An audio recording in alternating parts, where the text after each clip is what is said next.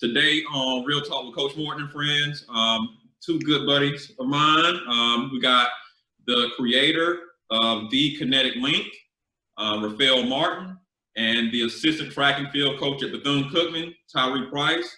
How you fellas doing? Hey, how you doing, man? Doing well, doing well. Good, good. Let's get right into it, man. Normally, obviously, we talk about training on here, but with the events that sparked the murder of George Floyd, I didn't feel I'd be being true to myself, family, colleagues, friends, if I didn't use this platform that I have to, use it as a sounding board to have a real discussion on what's going on. But just like with any tragedy, we need time to kind of process what's happened. The murder of George Floyd, progressing into protests, you have looting, varying opinions by individuals as well as companies and corporations. Some have chosen to get behind the movement in some cases, and some have not. And it leads us to this moment in time that we are in. What's the past 2 weeks been like for each of you with all this going on? And how do we, is there any difference in how we approach this issue in our roles as Black men versus our roles as coaches and educators? I don't think those roles have ever changed. I think they're both one and the same. I mean, if you're a Black man and an educator, I'm not saying your role is different, but it's not something that you can turn off, turn on. It's very direct. It's immediate. You are a Black man in America. If you're an educator, then you have a higher model to follow, because now you're more than likely in a community of people where everything you do is under a microscope. I saw a commercial last night, and it was probably the first commercial I ever seen where it identified with what it is to be a Black man, just being a Black man in America. And it started with a man just waking up in the morning, brushing his teeth, walking out the front door, and as a car passes by, a little girl in the back seat rolls her window up when she looks at him.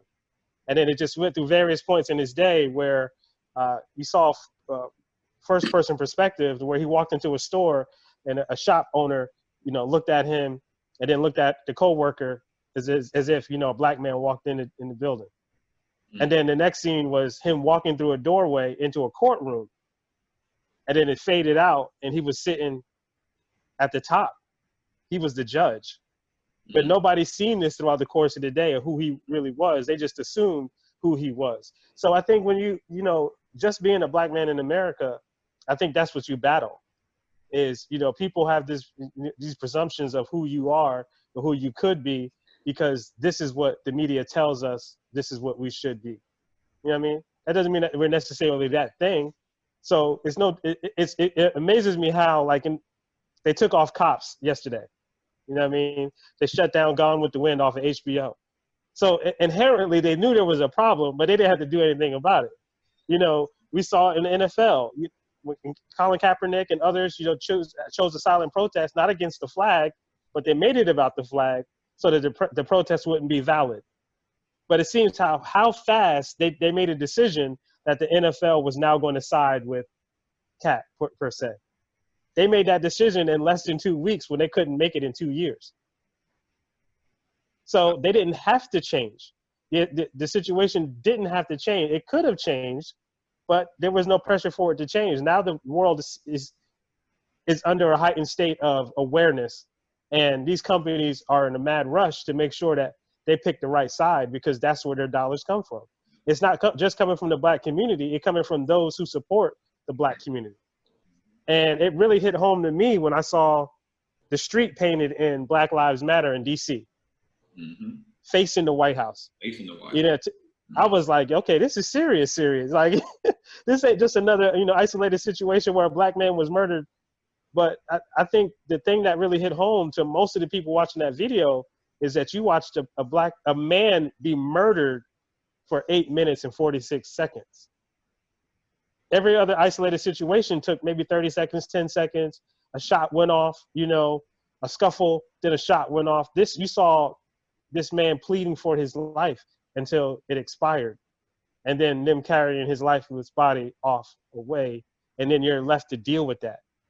And also you have more people on the internet than you ever had in history at one time, because everybody, not everybody, but there's a large portion of the population that is unemployed right now, sitting at home looking at social media. So these companies are in a mad dash to make sure that they are on the right side of this thing, because that's where their dollars come from. So I don't think our roles as black men in America change. I think America needs to educate itself on its real history, not just the history that they put in the history books.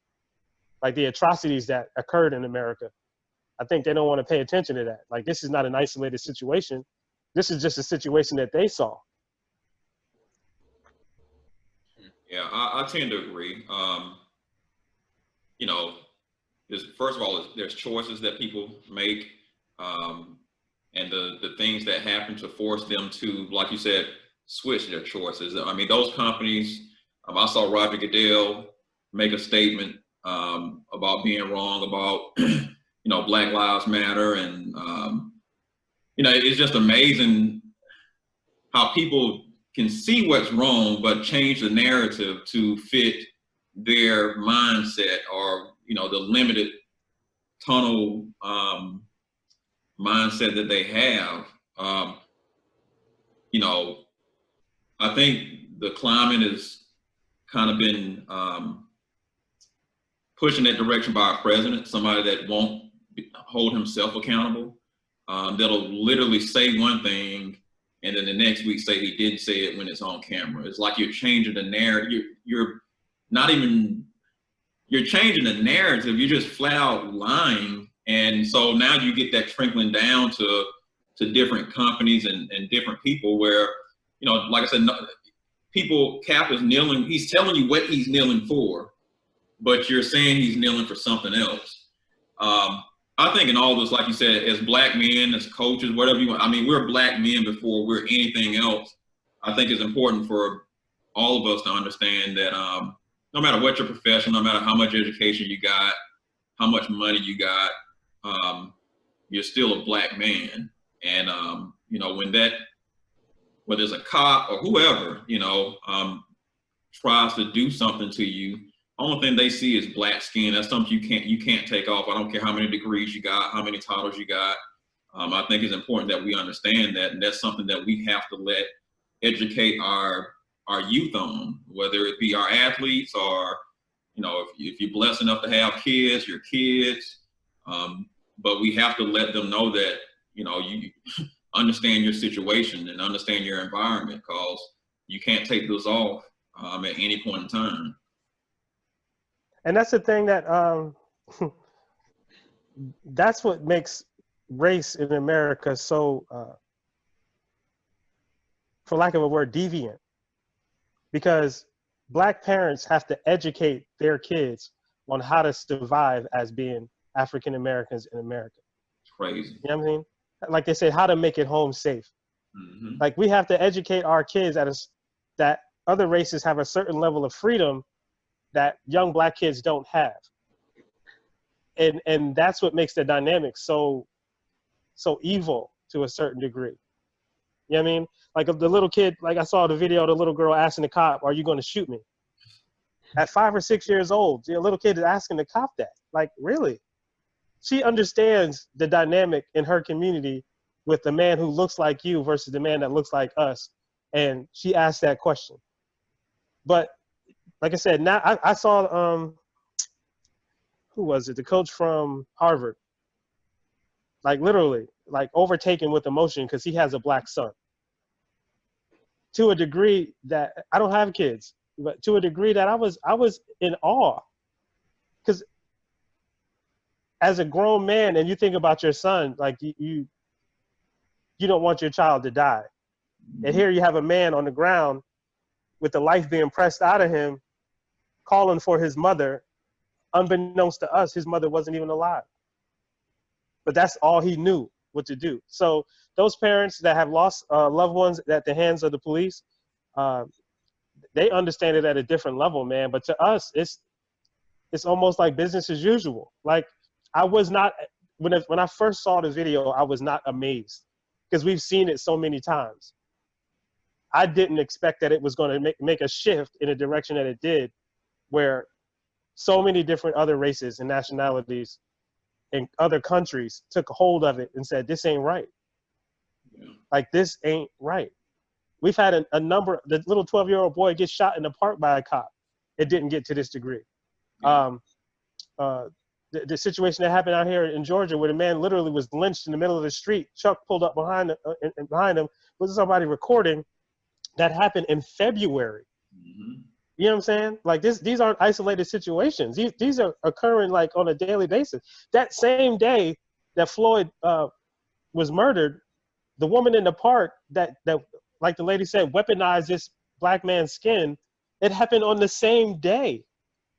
So this is not an isolated situation, but it was a situation where like when people take that moment of silence at 8 minutes, like, you think that's a long time.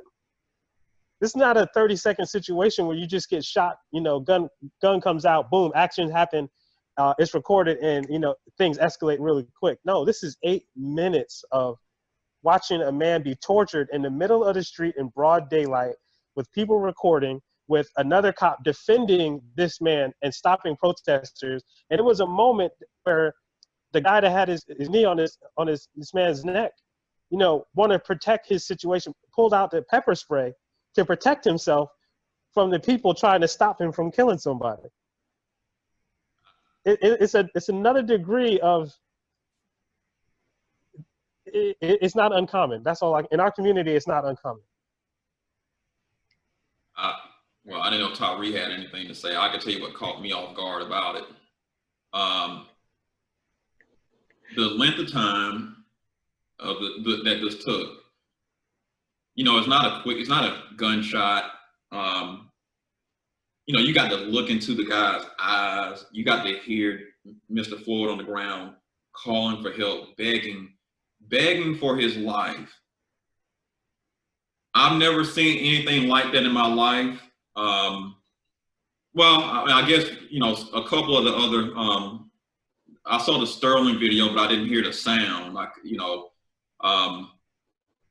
but I just never seen anything like that before, where somebody was literally begging and he didn't flinch. There's been times when I was younger and I was playing with my cousins who were like my brothers, and, you know, somebody might fall, or you might be horse playing, and they're like, okay, stop, it's getting serious, and you get scared, like, you just back off, like, oh, I don't want to hurt him.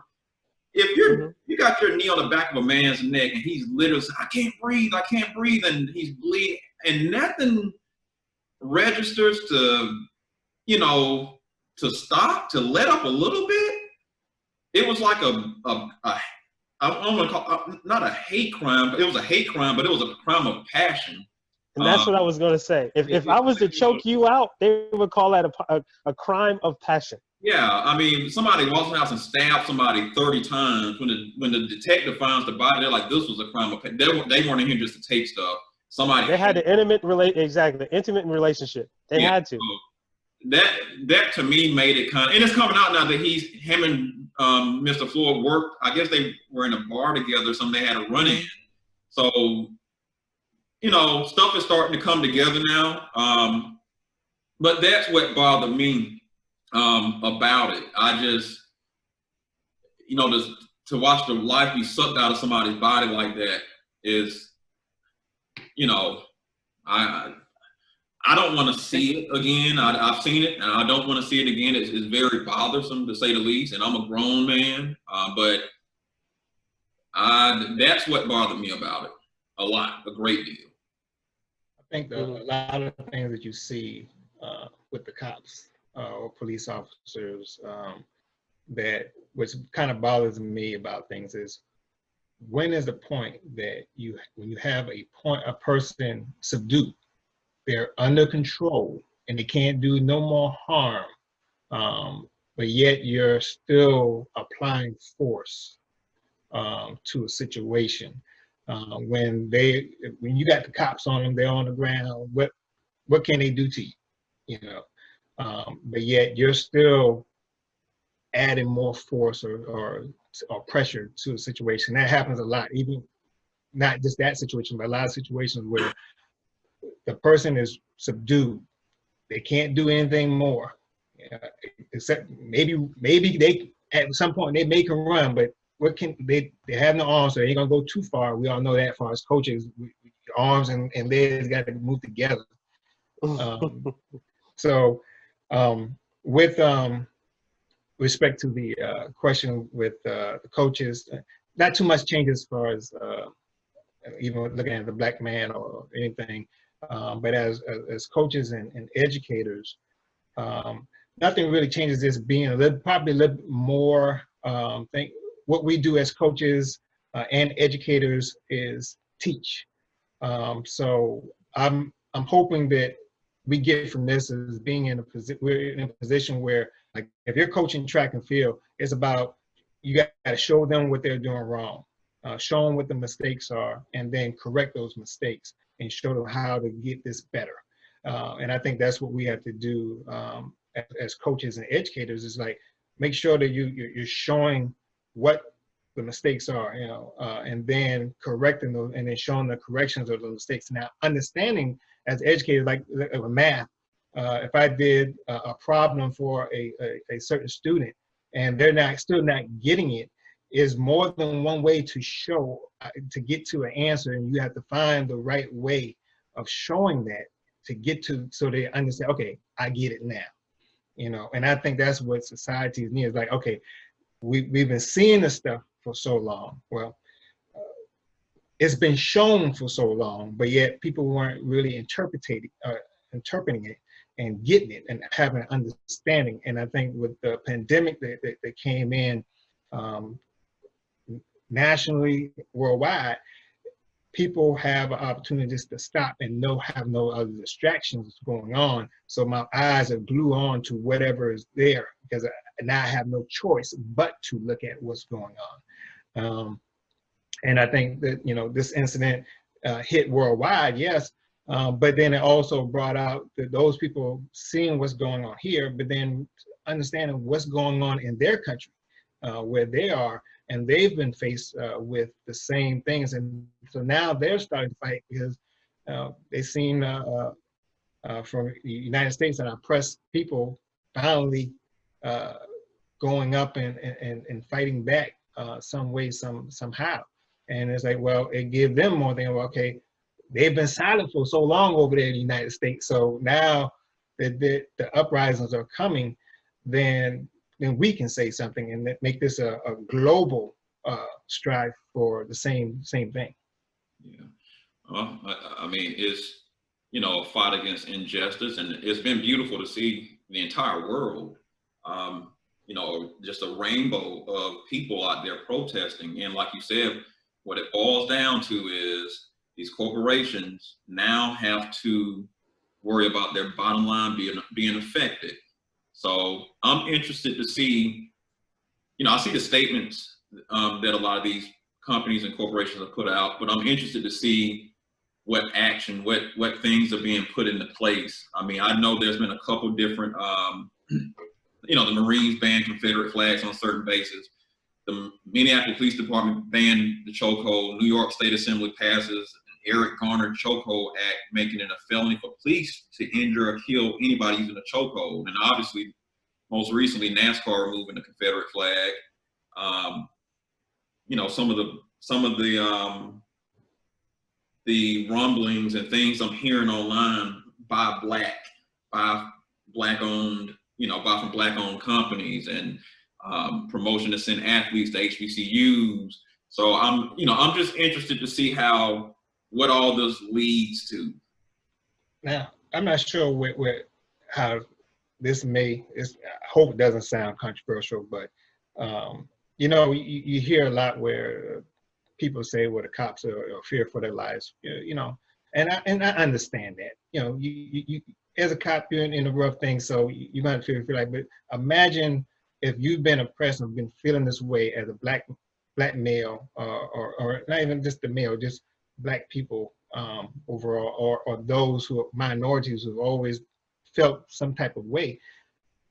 Think about their fear factor every time they see somebody, you know. So if you're up in arms and you're being up in arms to protect yourself, that person who has fear is had to find some way, is trying to figure out a way to protect themselves and keep themselves safe. And to touch on what you just said, I had a buddy that was working with the FBI, and he'd be straightforward. He said a lot of these guys have never even been in a fight before. So once they get into a confrontation, they just react. It's like, I don't know what training they're doing, but it obviously is not helping in some cases. I remember the Philando Castile video, and I was watching this on Trevor Noah's show, and I remember him saying, but everything, I mean, the guy shot him, bam, shoots him right in front of his, I think it was his wife. His daughter. His daughter. In the backseat. And so his wife still had the presence of mind to call the officer sir. Yeah. Like, yes, sir. Sir, you just, it's just like, probably the last thing I want to call him is sir, but she still had the presence of, so I just think about what you say, imagine how we feel, but we're still having the presence of mind to do things like that and still call an officer sir that just killed my husband. It's just an interesting dynamic to think about. Like, we've been going through this for so long, we're almost, I'm not gonna say numb to it, because if it happens to you, nobody's numb to it, but we see these police officers in a certain light, and if she's got the wherewithal within that situation to say, call him sir, I just find it hard to believe that some of these cops are really truly fearing for their life in these situations. When somebody's back, like the guy in Charleston, running away from the cop, and he shoots him in the back and says he feared for his life. Like, I just don't, what's your training really teaching you? Because it's a social construct of understanding of who they are and who we are. Mm-hmm. And like I mentioned to you before, slavery wasn't that long ago. I mean, I was born in 1976. It means it was 100 years in 1960s. Just 100 years. That's not that long ago. No. So the same things that my great-grandmother would have taught me were the same things that her great-grandmother would have taught her. They're the same things that she would have taught her daughter that taught my mother. So the understanding of who they are and who we are, we haven't even gotten to the halfway point of the 400 years and being 200 years out of slavery. You know what I mean? So the reason why I feel these young kids aren't scared is because they are so far removed from the civil rights in those times that they just want to be in America and be Americans. I don't want to have to live with those mistakes and all the things that came with who they tell us we are. I just want to be the kid that, is, Michael or Steve or Tanisha or whoever else. I just want to be that person. I don't want to be seen as I could potentially be this person just because I'm black. And I can be murdered just because I'm black. I can follow the rules like y'all follow the rules, but when I follow the rules, I'm a threat. That Philando Castile, he had a licensed weapon that he was legal to carry. And he told the officer that I do have a gun in the car. Did he have it in his hands? No. Did he get shot as if he was posing a threat to the cop? Yes. So you mean to tell me I can follow the same rules you tell me to, and I can still be killed for it? So out of all the situations, even if he had given the person at the counter a counterfeit $20, does that warrant him being a trial by fire and death? You know what I'm saying? Bernie Madoff duped millions of billions of dollars from people. And most of those people got their money back. He's sitting in prison. Some of those people committed suicide because he compromised their quality of life. He's sitting in prison. But this man who, allegedly gave a counterfeit $20 bill, $20. Slaves were worth more than that during slavery. Mm-hmm. They were getting paid $200 to $1,000 per slave, but this man was murdered over $20. $20. So I mean, so she had the frame of mind to say, "Sir," is because she was taught that, because the person who taught her was taught that. But luckily, she had the foresight of mind to record and document this situation. But my whole point is, things we're taught, we often forget in moments of high intense pressure. I mean, either it was programmed in really good, or you know, mentally she had a lot of mental, I don't know the word I'm looking for, but you know, mental, I guess, stillness to be able to still stay within herself to remember to call him sir, because I would have been probably calling him all kind of. Yeah, look at it. She probably was still fear for her life too. Yeah, yeah, that's true. That's true. There's no, and that's a, you know, that's I'm not gonna make no sudden move. You just killed this guy, you know. Yeah. Well, I mean, that's a, you know, is obviously something that we've got to continue to have conversations about, and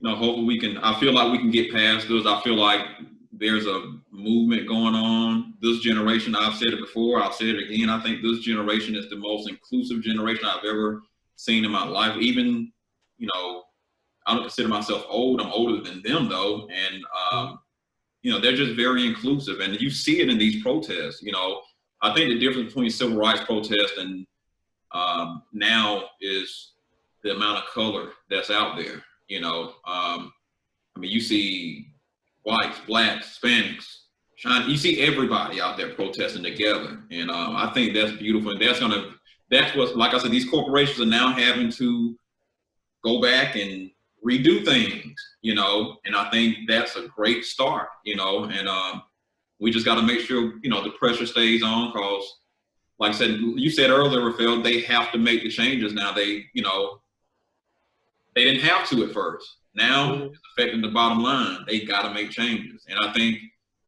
you know, that goes into, you know, even with the NCAA, black athletes looking at HBCUs and things of that nature, you know, like how does that affect the bottom line of some of these bigger Power 5 schools and just everywhere, not just Power 5, but, you know, but everywhere if that happens. So I'm just interested to see how this thing plays out.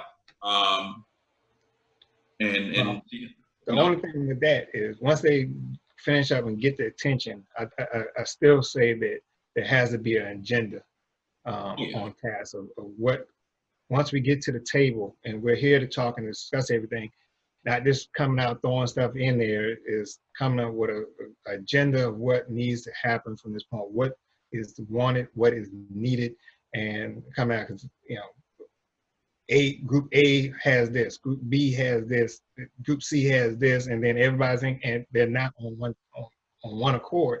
Everybody needs to have some talks to be on one accord. So when that time comes to be at that table, the agenda's set. We're all in agreement in this, and let's go full-heartedly with what we want and what our agendas, and go towards that agenda and make that happen. I think also people have to understand that, you know, progress is not immediate. I think we look at the situation, we want things to change now, you know, and progress is an investment, and we might not reap the benefits of this moment, but that 15-year-old, that 12-year-old, that 10-year-old, the kid that ain't been born yet, the same way how we reap the benefits of everything that happened, you know, the 50s and 60s and all those, you know, atrocities that occurred, we reap the benefits to be able to, you know, work the jobs we work, communicate at the level we communicate, and have afforded the lifestyles that we have. Everything that is happening now, we may not benefit from, and we got to be okay with that. And I think a lot of us want the immediate impact of the moment to change things right now. And like I mentioned before, and every time I see a situation where somebody is forced to make a decision, I go back to what my old boss taught me, and is a person convinced against their will shares the same opinion still. And the Confederate Army was convinced against their will, and they said the South will rise again. And they have never stopped since that point. You know what I mean? Whether it was putting somebody in the White House, whether it's putting somebody that is a president of a university, or putting somebody as a president of a Fortune 500 company. I mean, there is so many social dynamics within this that, you know, we're an isolated group of, you know, African Americans in America, or people of color.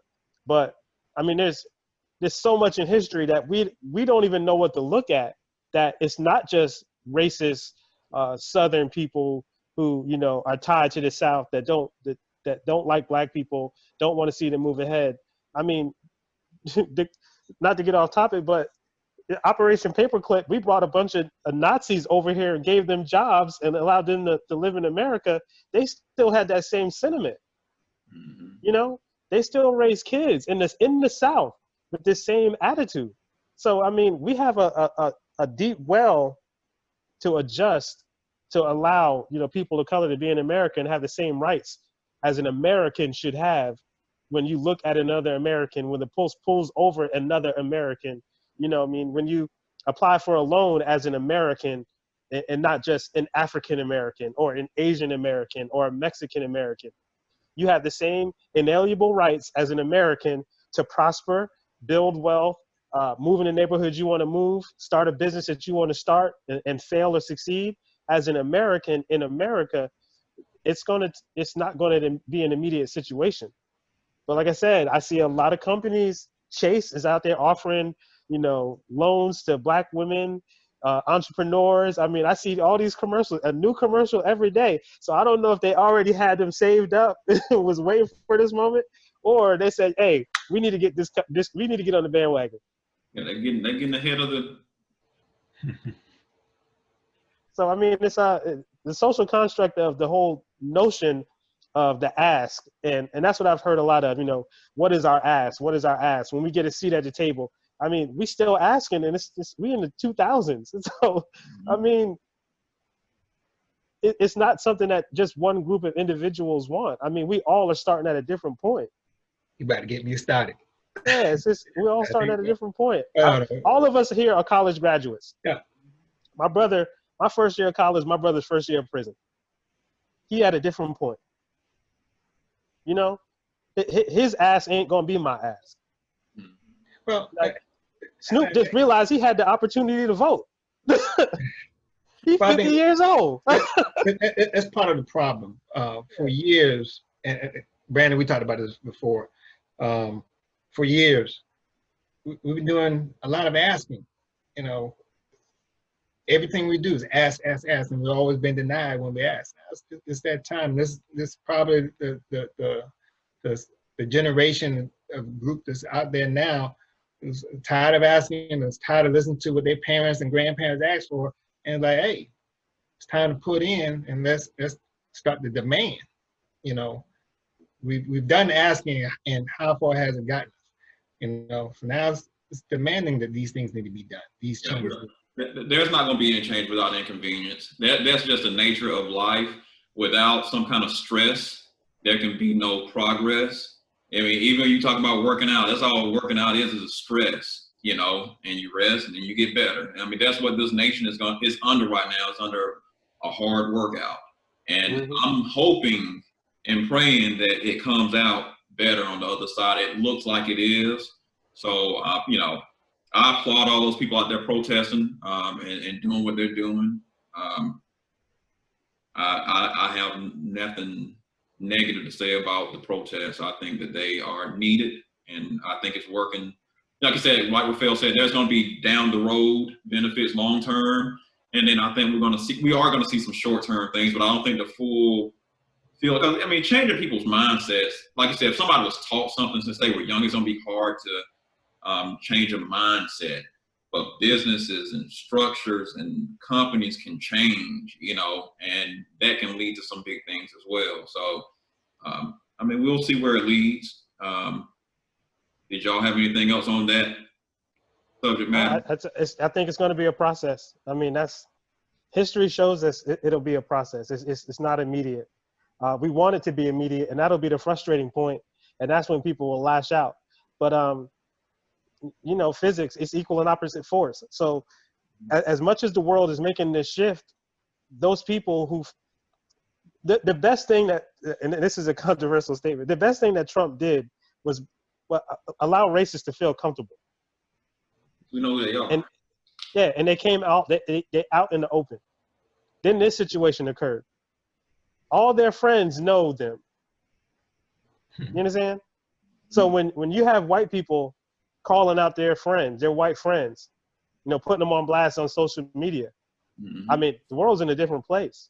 Yeah. When I see 70 and 80-year-old people so enthusiastic to go out there and march, white people that had a voice but didn't feel comfortable enough in their lifetime to go out and do these things, I mean, they seem so happy to be able to go out there and protest.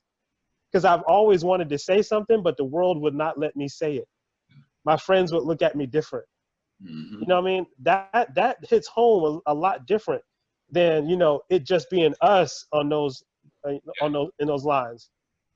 When New York gets shut down, when San Francisco gets shut down, when all these metropolitan areas get shut down because the people that live here say that no more.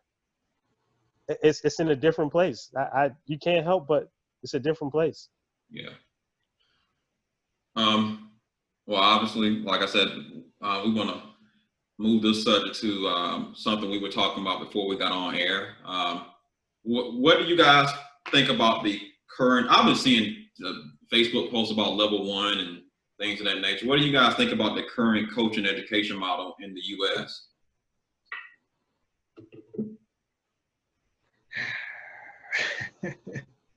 I'll speak on this. I'll speak at one. I'll be the first one. I just I'm not a levels guy, and I look at it. Coaching is coaching. Different flavors for different people. So how you go about and make sure something is done, or how you progress an athlete, it may not be by another person's style or their nature of doing things. So, and that's the beauty of coaching, because everybody has a different element to add in, and all workouts are never the same. So how can you have a system that's set up on of certifying people in this profession of coaching track and field? I've never seen a certified football coach, or certified basketball coach for taking a test for paper. The only thing that you had to take tests was recruiting tests. So for track and field, with different adaptabilities for the athletes,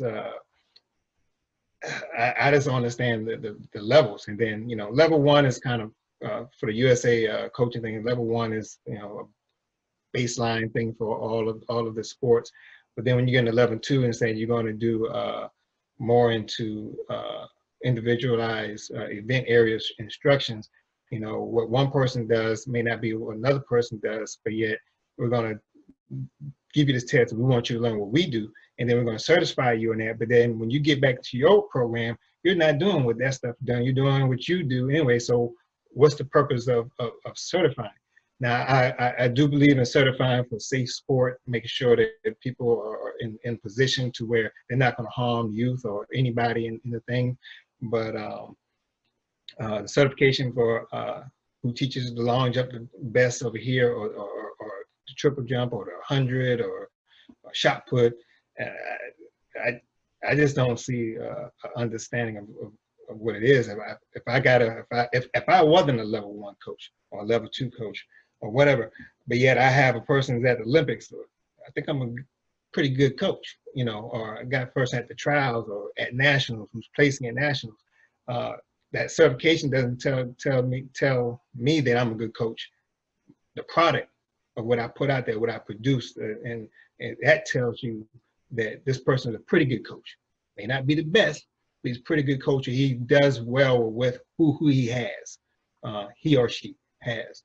So I never understand the levels, and you're going to tell me I got to pay $400, $500 to get a test for the coach track and field, which there's some high school coaches who had great people all the past. Where was this test a long time ago?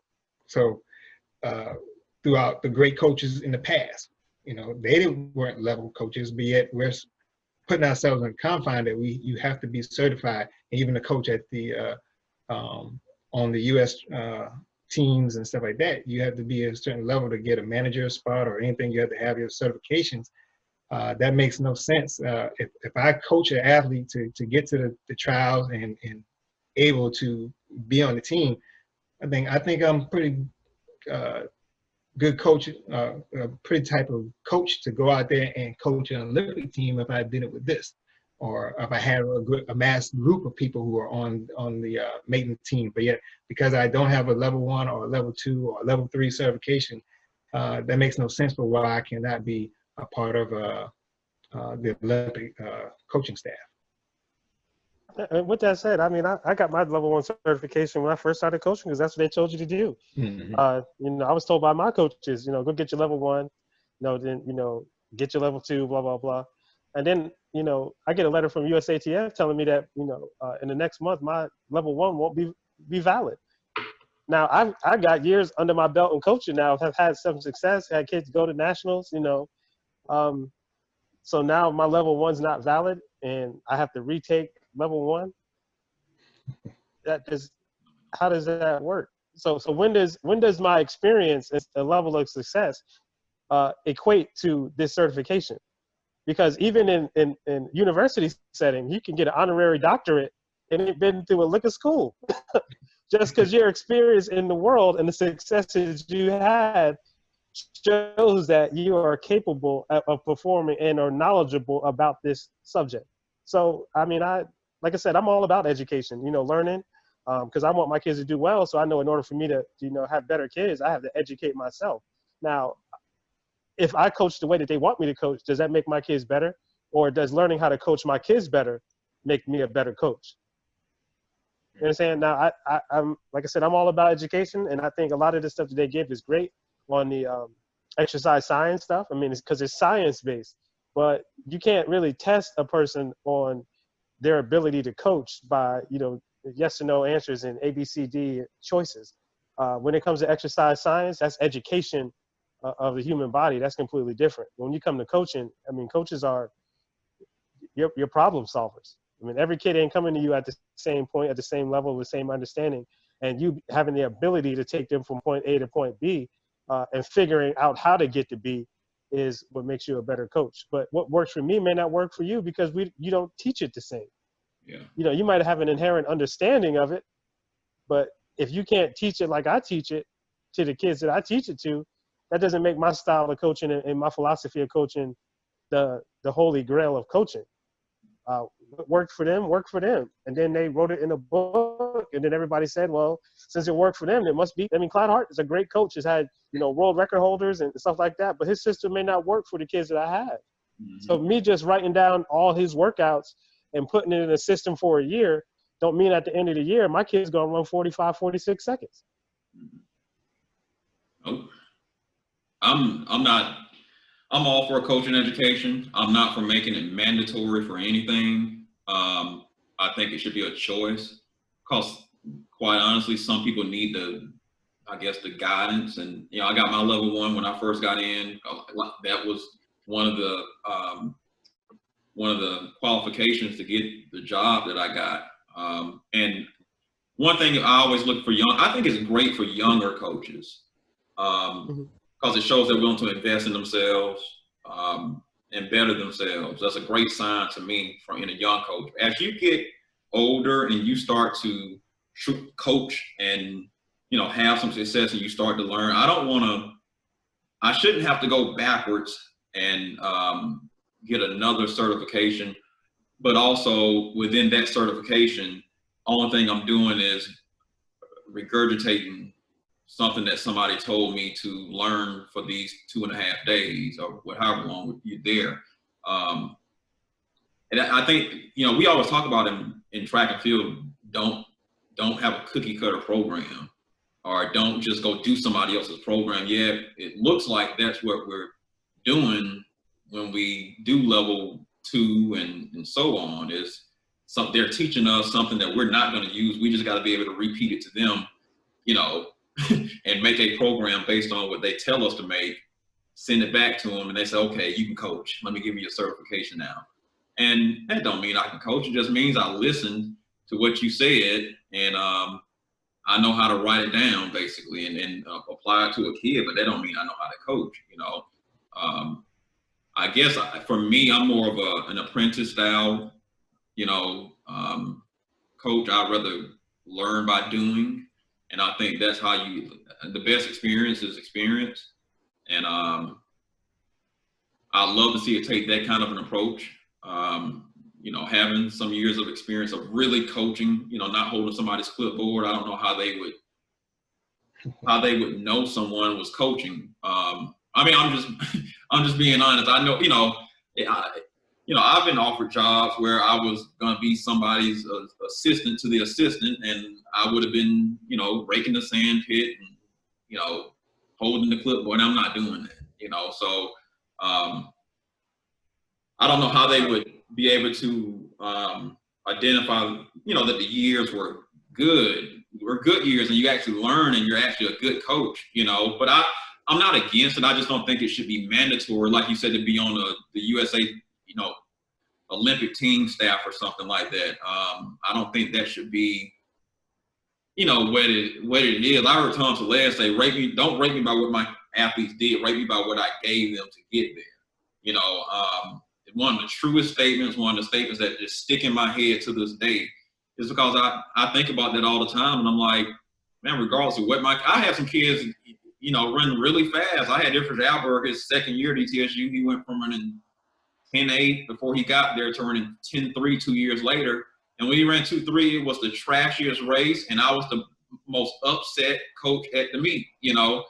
But everybody was congratulating me. You got ran 10.3, and I'm like, oh, y'all didn't see what I saw, because I know what he's doing wrong. I just don't know how to fix it, you know. So just because somebody runs fast does not mean that, you know, you did a good job a lot of the time. I mean, obviously, there's something to be said about getting kids to a certain level, but we all have goals and, I guess, standards. And, you know if you're doing a good job or not. But I just feel like, you know, just going somewhere for a weekend and saying I can do it the way that you want me to do it, essentially, is not really a good indicator if somebody's a good coach or a level 2 coach, whatever that means.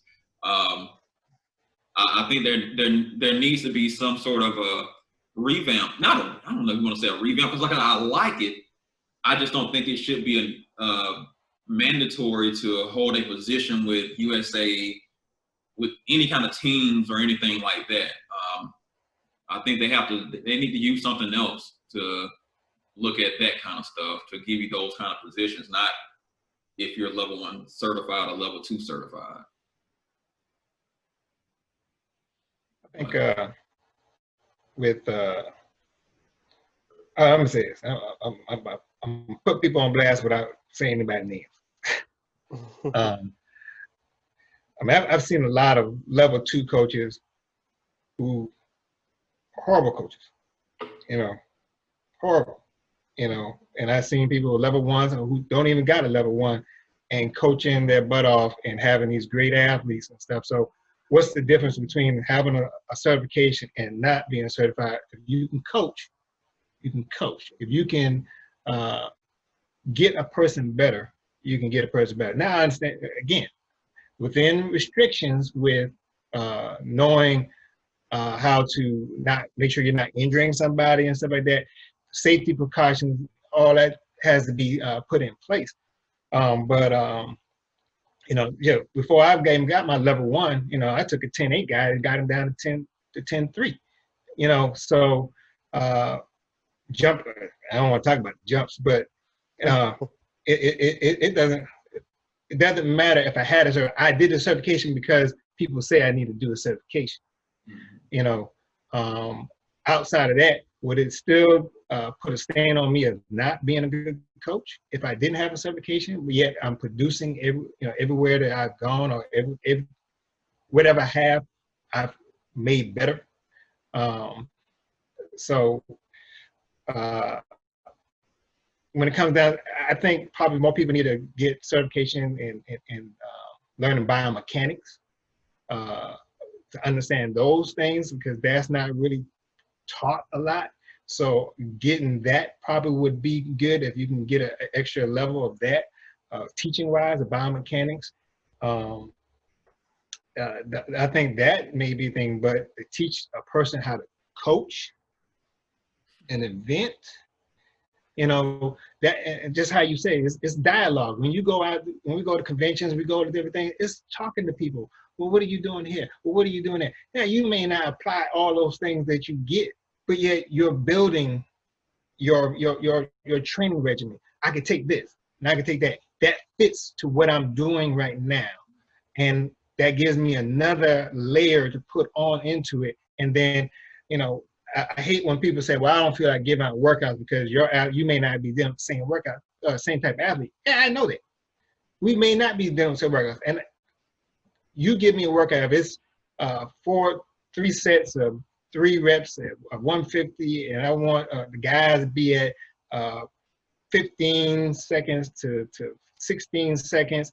And if my athlete is not there, then I, as a coach, understand, okay, well, they're not at 15, 16, but I can get them probably at 16, 17, you know, and keep the same, try to keep the same variables of recovery. If not, then I got to adjust the recovery a little bit. But don't be afraid of a workout. You know, a workout is a workout, and that's where you play. Coaching, you're always playing, tinkering with different things until you find the right thing. I think, Brandon, on one of your podcasts we talked about before, as you asked me how do you coach a person, the difference between a developmental person and a person who's already developed. And I said, because I always kept it in my mind that person's always developing. So I never have a developed athlete. If you have a developed athlete, then there's no need to coach that person anymore because they have everything they need and they've reached the top. They can't get any better and nothing needs to be perfected. So every athlete I deal with is a developmental athlete. We're always developing something. So, but to say that, okay, the only way you get this job is if you're a level 2 or if you got to be a level 3.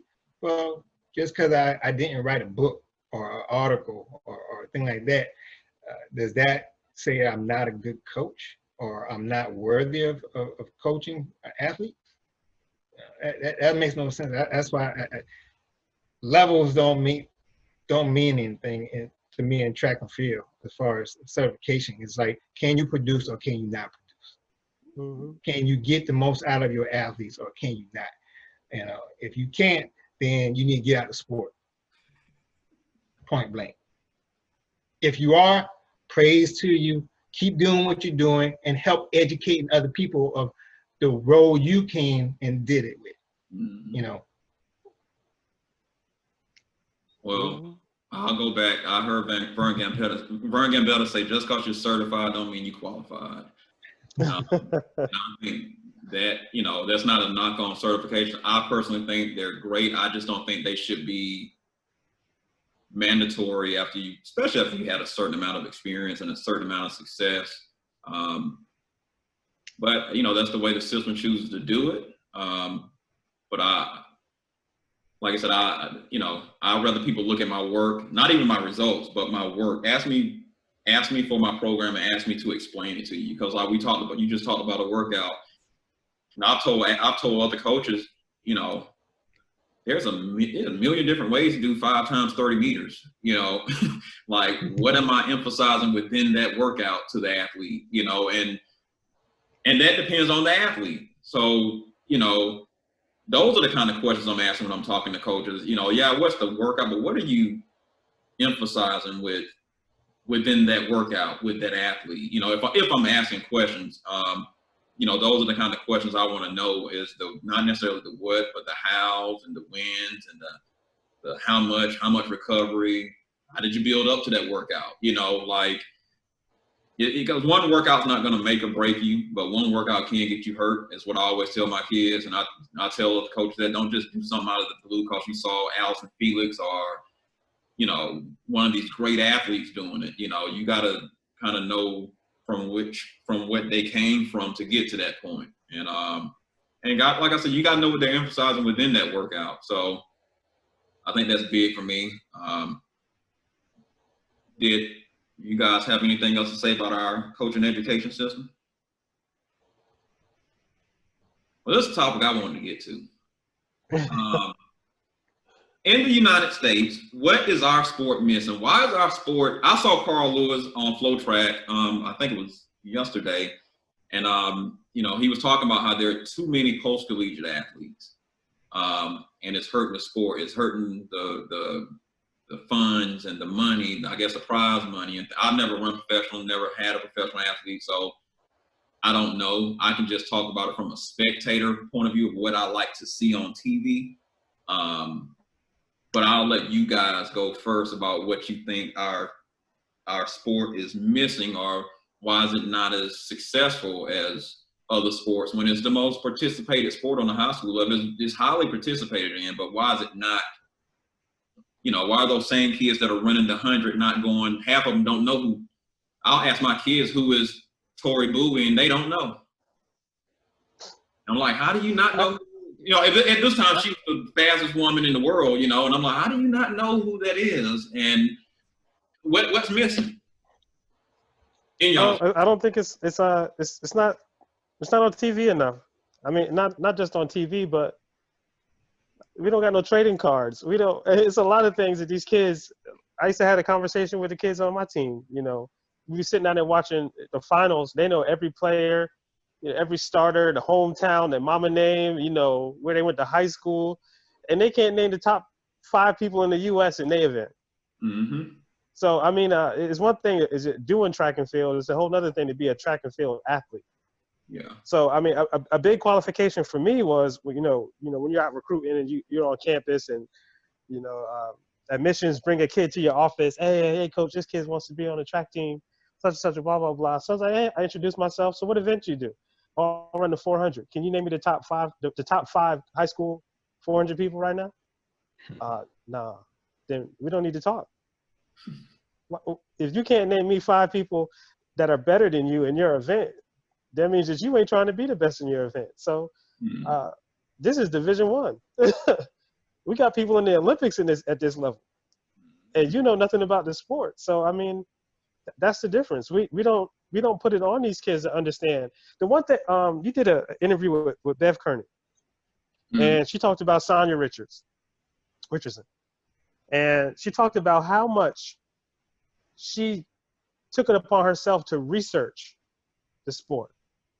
She took it upon herself, you know, to look at her coach's logs to see what those other good quarter milers who came through the system, what the standards were for them, and you know what the numbers were for them, so she can stay on task to become one of the best out there. You know, and that's the difference. So when these kids don't educate themselves on the sport, it kind of makes it hard for you to motivate them to be better in the sport and want to do great things in the sport. So when they don't see it, and the crazy thing is, track and field should be more popular, because I'm 44 years old. If I wanted to learn anything about track and field, I had to go to the library. Yeah. These kids got YouTube, they got Twitter, they got Instagram.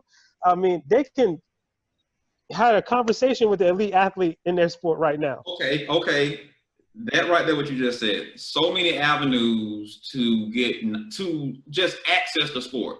Because I'm not even talking about this from the standpoint of them becoming better athletes, because they gotta like the sport. I mean, they gotta like to watch it in order to truly educate. I watched basketball growing up because I love basketball.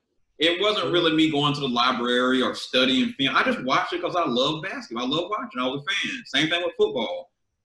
Why aren't people watching the sport? I mean, is what I'm trying to get to. What do you all think the sport is missing that's not allowing it to have the viewership that it should have and the popularity? Membership fees. See, you can watch a basketball game on ESPN and it don't cost you nothing. You want to watch a track meet over in Europe, you got to join FlowTrack. Well, you got to join this media outlet. Sometimes people ain't trying to do all of that, because I just wanted to see one track meet. Why I got to pay $29 for this whole month, and I ain't trying to watch it for the whole month? You know what I'm saying? So when you want to watch a basketball game, you turn on ESPN. It's on ESPN. You want to watch 10 relays, you watch it on NBC. It don't cost you nothing. I can sit down. I'm going to say this. We are one of the sports that and I'm going to give a lot of shout out to Athletic LLC. They talked about this a little bit. What I look at it, you know, is that we're not a pro league. you know, everybody else has an organization that is set up with these principles that you have to be at certain things. NFL, you got to be drafted. You can do free agency, but you got to be. You're part of a team, and so people are attracted to that team element on basketball and football and hockey and baseball. All right, and you can have individuality inside of those things once you're part of the team. Golf is a little different from our sport, but they are on a PGA tour.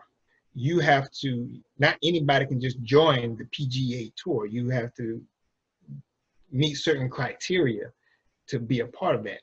With USA Track and Field, that all you have to do is sign up, pay your money, and no matter what age level you are a part of USA Track and Field. But yet there is no minimum or for money that you're going to give, and you don't have a league to where, okay, and a union to go for you and fighting for you and making those things. And that's one of the things. Without that, there's no attraction, because if anybody can join this, why am I going to really invest in something that anybody can be a part of? There's no exclusivity of a thing.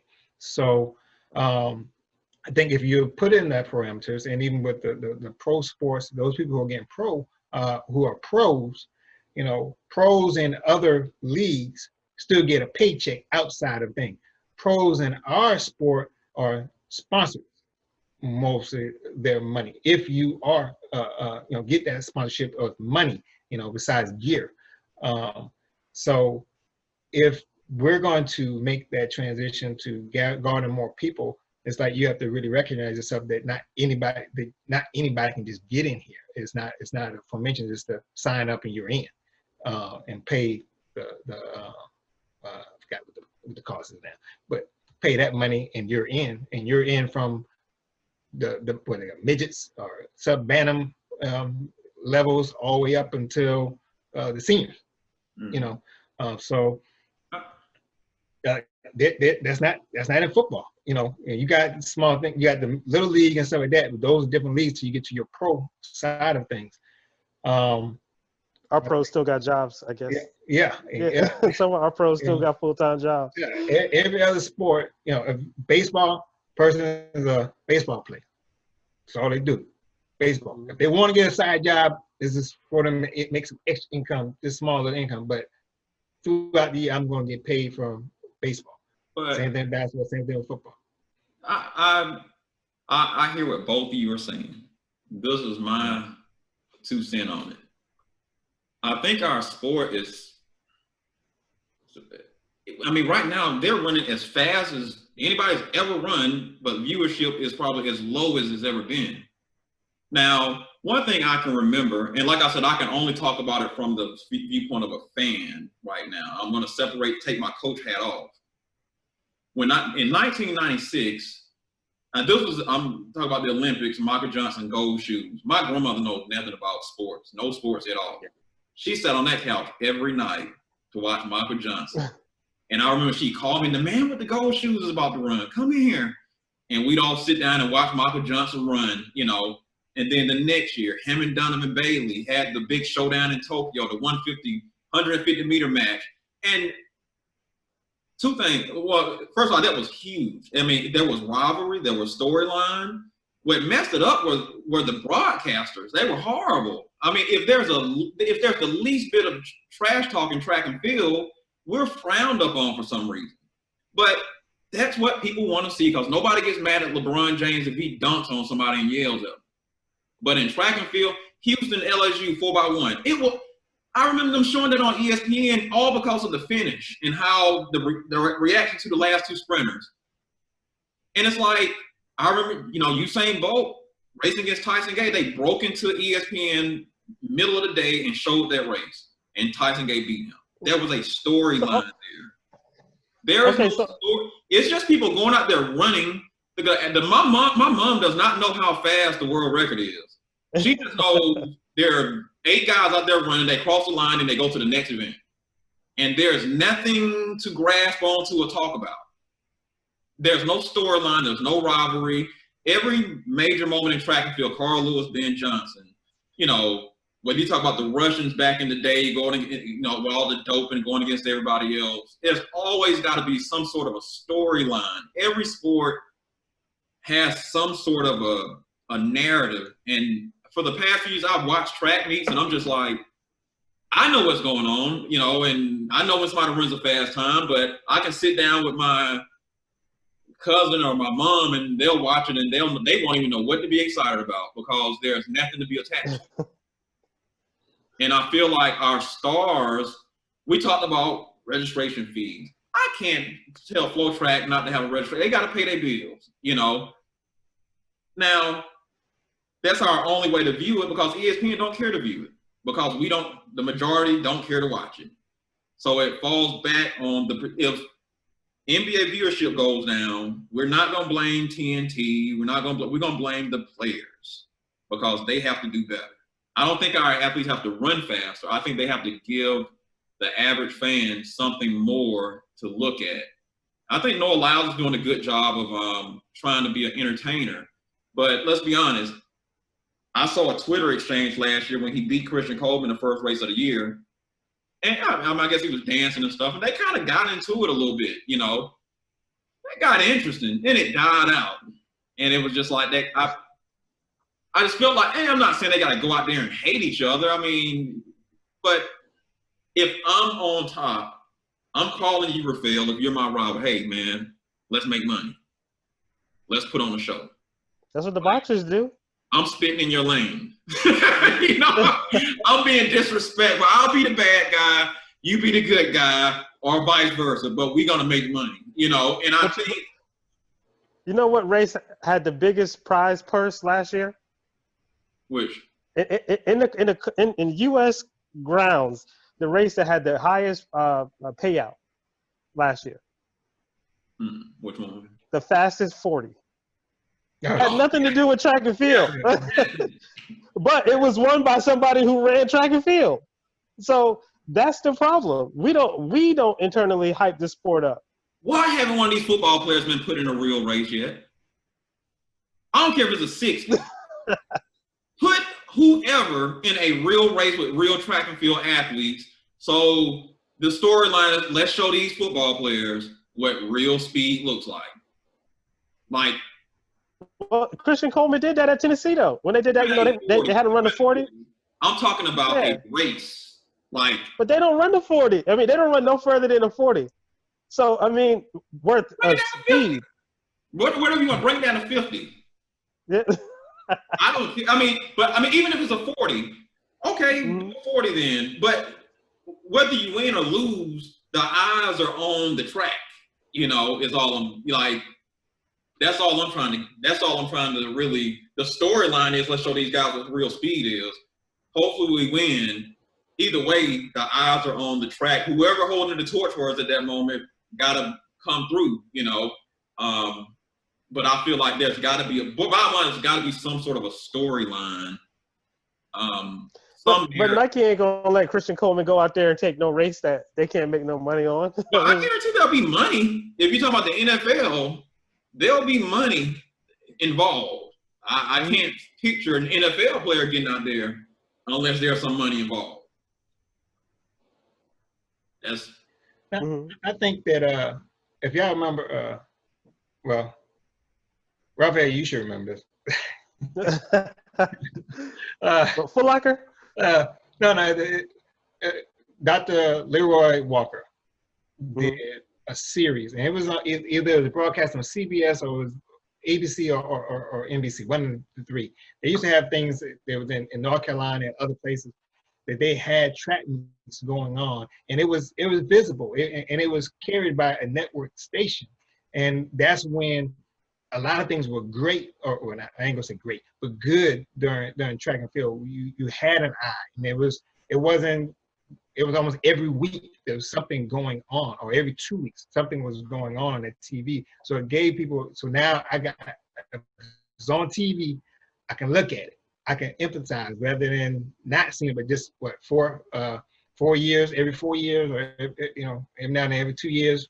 People who watch the World Championships, everybody looks at the Olympics.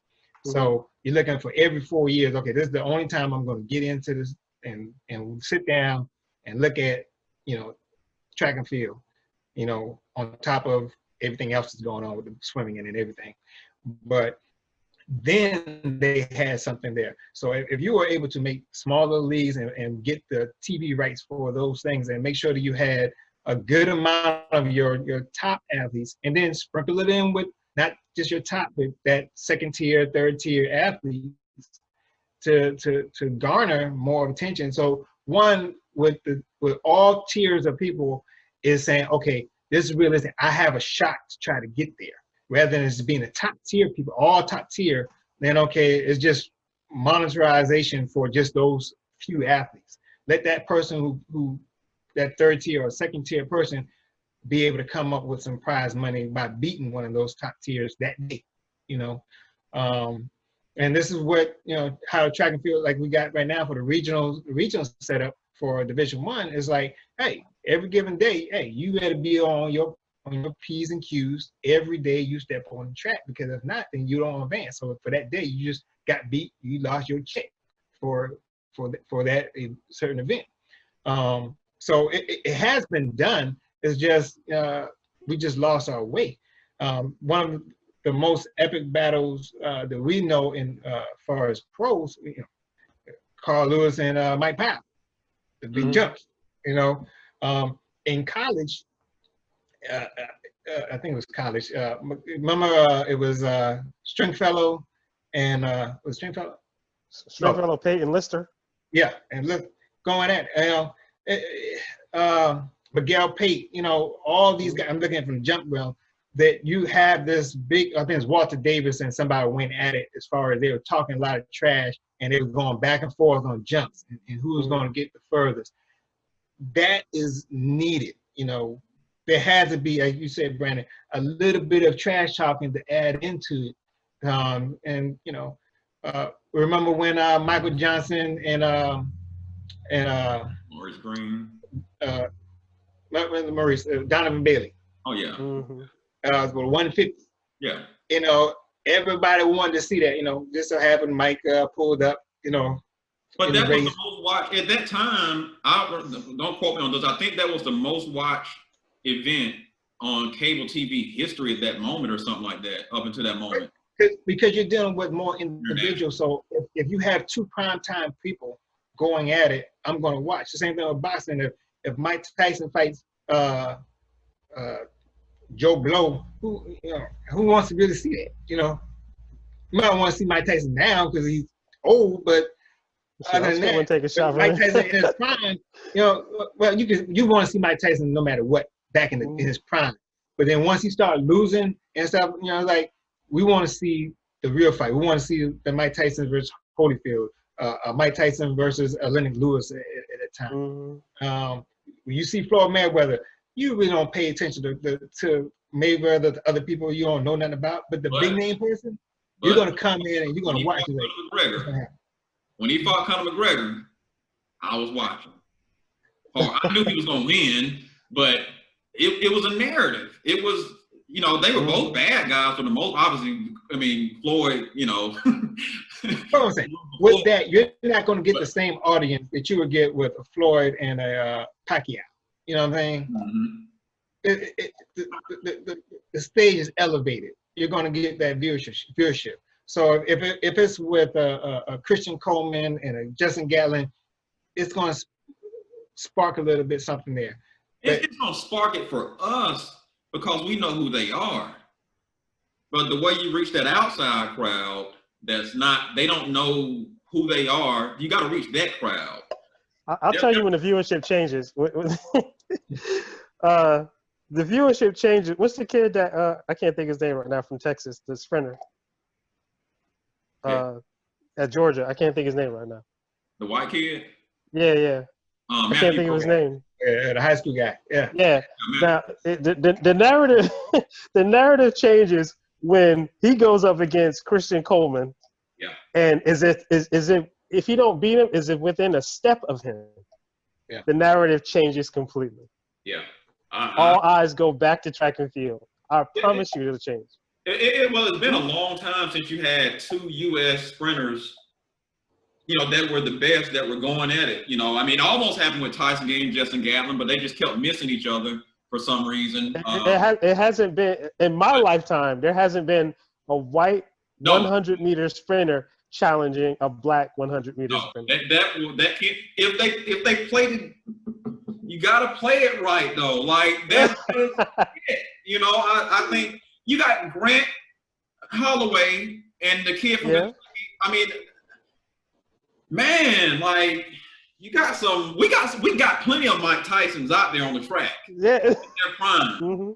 But how are we going to capitalize on this moment? Because I don't feel like we really capitalized on the Usain Bolt era the way we should have. I mean, Bolt was big, but he wasn't American. So in America, even though we love Bolt, he wasn't American. Jamaica, they lived it up. They were living it up. But he's running the same meets as Americans. I'm just talking about the sport. Akeem Olajuwon was an American.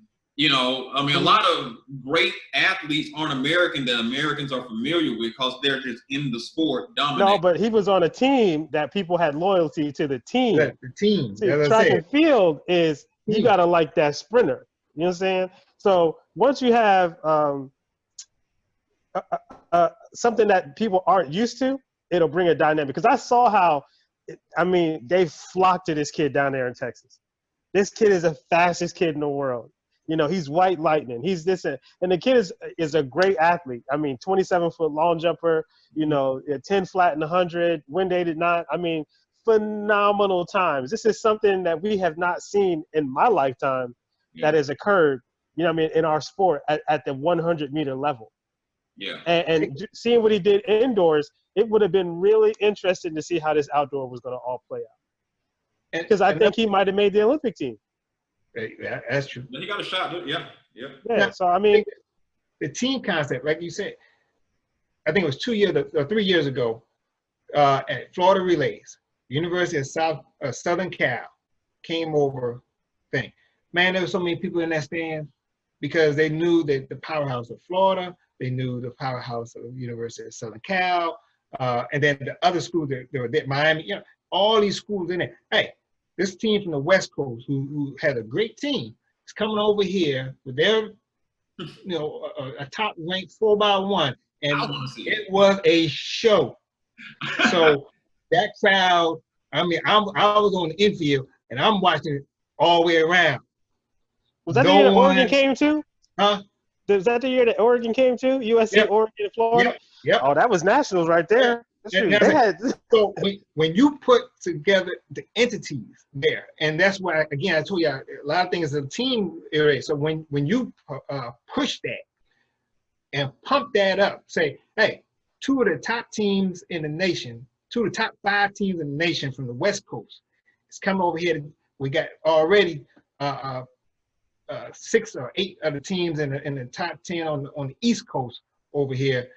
They're about to battle it out, and these 4 is a prelude, a big time, way ahead of time prelude to national championships, which that track was on fire.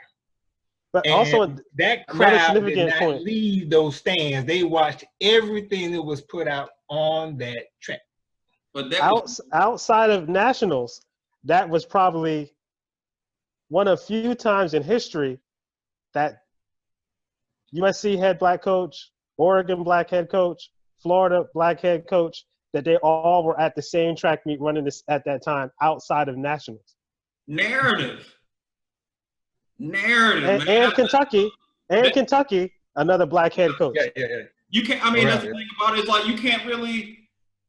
You can nuance it the way you want. You can say team, you can say individual, you can say what you want, but there's a narrative to everything you just said about that meet. Mm-hmm. Now, okay, that's but with regular track meets, because you don't, unless you really get that thing ahead of time, that these, let's say, pro athletes are at, most of everything in the United States is collegiate meets. And people are going to the collegiate meets, even the pro athletes going to collegiate meets. But yet, if you don't know, because once you do it online, it's online. and you won't know who's in your meet until you pull those stats, which is like 2 days or 3 days before the meet, and then you try to publicize it. But if a primetime athlete is in the race and you didn't know that they were coming to the race, you don't have no time to pump it up. So if you made accordance, if schools or the agents for those people are pumping up that, hey, Christian Coleman is going to be at this meet right here. You already know a month out, so you got time to pub this out, trying to think of the what's the girl name? Well, in any one of the events, whether the jumps, your throws, your distance, you pub up when you know this team. If when they knew that University of Southern Cal and Oregon were coming over, it wasn't no secret that they weren't. You didn't just, okay, well, oh man, today, did y'all hear the things over there? Let's go over there to University of Florida. No, that was pumped up ahead of time. And that's where the problem lies, is people think, well, if you're a pro athlete, then you need to, if your publicist or your agent needs to promote that, and also tell the school where you're going at that, hey, my client is going to come and run at your thing, so that they can promote it. So now you have a bigger crowd, and then you may garner television rights. Now the thing about the SEC and stuff, like they worked it just right, because they got the SEC network. Texas had the Longhorn network, so different conferences are going to pump it up and say, okay, well, you're going to have this, or we're going to make sure that it's on our segment. My whole point, like you said it earlier, there are so many avenues to get the message out. I mean, these athletes can put on their Twitter, going to be at such and such meet this weekend, running at this time in this event. And they got millions of followers, the top 10 ones especially. I mean, they got so many avenues to get the message out now, and I don't know when they're running half the time, to be completely honest. And we're not talking about college kids here now. We're talking about professionals, because LeBron schedules up ahead of time, way ahead of time. I know exactly. I got my ticket for the Bobcat Lakers months in advance. Thank you, COVID-19. But again, that's a team. Huh? It's a team concept, But but like earlier, y'all say you gotta like the team. No, you don't. I watch so much wrestling, and the guys that are the heels, they're like, we want to hear boos when we come out there. That's my job, to make you boo. But I'm saying that's the schedule is already set. LeBron has no control over what the schedule is. No, LeBron. I know. I'm saying, like you said, the schedule is set. If I'm an individual athlete, I am the Lakers in my sport. Nobody else is going to put it out. I have to be the one to put it out. Now I may not be able to put it out all the way to the end, because you may not know, but I'm pretty sure what your first 1 or 2 meets are going to be for the year, and what big meets you're going to be at. Yeah. But do you know when you're going to get your rest break? Remember how they do the break? People will come and think, okay, I'm going to see this LeBron thing, but he's resting. Oh yeah. So games he take off a year. Well, I'm saying with track and field, for a pro athlete, you may have something set up, but if an injury comes up in play or something goes wrong as far as your training regimen, we're gonna have to take this out. I can put the schedule out there, but then I'm not going to be there because of this, that, weather, whatever. Well, no, I mean, obviously things like that come up. That's not going to happen every single time, though. I'm saying everything going right, assuming that you're going to be there, nothing happens, you promote it. Obviously, promote it or not, you might get hurt. Anything could happen. But if I'm going to choose one way or another, I'm not going to say, well, I'm not going to promote it because I might get hurt. It's like, no, I'm going to promote it because I want butts in the seats when I get there and I run. Now, if I get hurt, then I try my best to get it out there. Hey, that's in all lines of entertainment. I'm pretty sure Beyonce's canceled some shows and whoever, the star has canceled shows before for whatever various reasons, but that does not stop them from promoting it, in my opinion, because I just don't see. You think it all comes down to money? I mean, because a lot of these athletes who, when they go into their real season, I mean, if they're running collegiate meets, they're pretty much just doing tune-up stuff to work on some things. Now, when they go over to Europe, they get paid, appearance fees. They get all these, fees to come over there running these meets. So, if I'm in the U.S. and I'm just going to go to a meet just to do a tune-up, why am I going to promote, this track meet so they can make more money off of me? Let me tell you something, man. If LeBron James show up to Rucker Park, it's going to be packed. I'm pretty sure he ain't going to go hard like he going in the finals, but it's going to be packed. Let me tell you something. When I was in college, I remember being at the Raleigh Relays, and we had no idea he was going to be there. It was a 4x4. Justin Gatlin did a stride down the track, and everybody went nuts. Like, we didn't care that he wasn't running the 100 or 200. I'm about to watch Justin Gatlin run. I'll pull up my huge camera, hit the record button. He was there. Did you know he was there beforehand? No, I did not know. That's what I'm saying. had I known, I could have went to the bathroom and missed the whole thing. Had I known, I would have been ready, and I'm pretty sure some people missed it because they didn't know. Remember, a lot of the pro athletes, they're only doing 2 to 3 meets out the whole season. And that's fine. So, and like Raphael said, a lot of this stuff is, I'm running overseas because I'm getting paid over there. The hypeness is that much. So when we talk about how to get the hypeness here, it's going to have a person a publicist to let people know things. But then that costs money, and we're not paying our track and field athletes a whole lot of money to run. If they're getting paid by the shoe company when they do show or the paraphernalia to have that on and make sure it does show when you are in the limelight. No, but I'm not saying that they have to run here. I'm just saying, period, when they're running. I mean, we started talking about Florida Relays. That's why I got into if they're going to run there, promote it. But obviously, if you're running across seas, like I said, once you get big enough, they will. Like I said, they broke in ESPN live television to show Usain Bolt twice, really, race of Soccer Powell, and another time to race Tyson Gay. Broke into live TV to show that race, and then cut back out to regular television because they were that interested in it. And it was in some foreign, might have been Zurich or somewhere. I don't remember where it was at, but. Like when people care because Usain Bolt, don't get me wrong, he broke the world record, but that was no different from Donovan Bailey breaking the world record. It's to the average person. I mean, Usain Bolt just made himself more marketable. I mean, doing all that. I saw him at the Boston Celtics games on the front row. It was just all stuff that he did. And it might have been the publicist. I don't know. But no, that could be the problem. We have people in the sport who run fast, who throw far, who jump high, jump far. But personality-wise, they have no draw. Bam. Besides the thing. So if you don't have no draw, why would I put you on camera when there's nothing that's going to attract you? You're not attracting. The only thing that's attracting people to you is your ability to run fast, to do this event, to throw this far.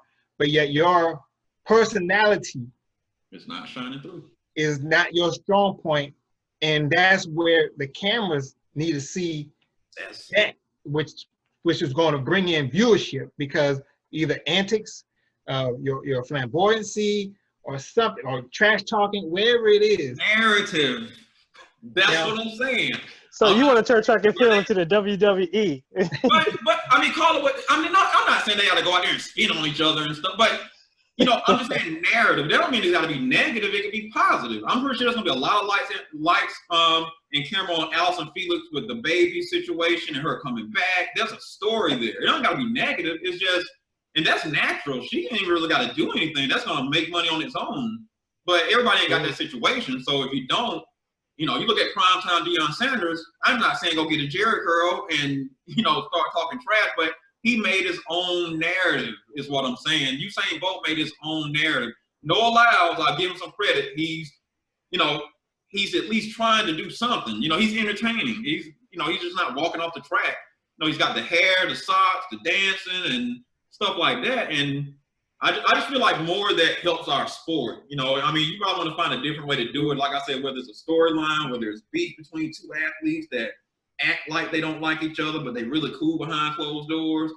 you know, it can be anything. I'm just saying narrative. It doesn't have to necessarily be negative, or it doesn't have to be a beef or anything like that. I'm just saying you have to do something to set yourself apart so that the eyes get on you and people want to pay attention to you and watch you again and again and again. Run for 10 seconds or 19 seconds, you know, like on the women's side, you know, 10 seconds and 21 seconds. Like, people have to have something more to tune in. So I tune into LeBron not because he's a great. I want to see if he's going to beat Kawhi, and are the Warriors. You know, is he going to be able to do that by himself? Is the story, you know? So I just feel like there has to be more narrative in our sport, because we don't have much time to show who we are. You got 10 seconds to run and you basically walking off the track. So, you know, if you get out there, me as a fan, you better be showing me something that makes me want to, you know. Well, they used to do that back when they used to show track meets. They used to show, like, they would equate like human things to what that person's time was. Or like, I remember when Mike Powell was jumping, and they showed, you know, this is what 30 feet looks like. This is a school bus that is 30 feet long. This is how far Mike Powell jumped. And you say to yourself, damn, that's far. You know, so like even me, like triple jumping 53 feet, and the trailer on the back of a truck is 53 feet. So when it drives past, you like, man, I never looked at it like that. You just think of a distance that you jump, but you think you jump the distance of a trailer. So I mean, when you learn when the commentators break it down like that for people to understand what that time really means, it's a whole nother understanding of the sport. But whoever does, you know, that background information during the Olympics, they need to hire that person to do that during the regular year, because they get it really good at the Olympics. But at the Olympics, that person just, I don't know, go back to their regular job, or they send them back to football. I don't know. But during the Olympics, what was it? Swimming, track and field, and gymnastics are the most watched sports. Yeah. You know what I mean? Yeah. And track and field is numerous days, so, and it's still one of the most watched sports. So I don't know. Maybe they pull that guy from football, give him a job in track and field throughout the course of the year, let him do what he does or she does. So, I mean, I don't know. It's exciting to me because I can look at it like that. I understand the times, but like you said, your mom didn't know how fast they was running. You know what I'm saying? So. Well, I didn't know, did y'all have anything else y'all wanted to add? I'm good. Good. Well, man, I appreciate y'all doing it. World, y'all stay safe, and you know, hopefully things get back to normal. But thank you, fellas. I appreciate it. All right, man. Talk to you later. All right.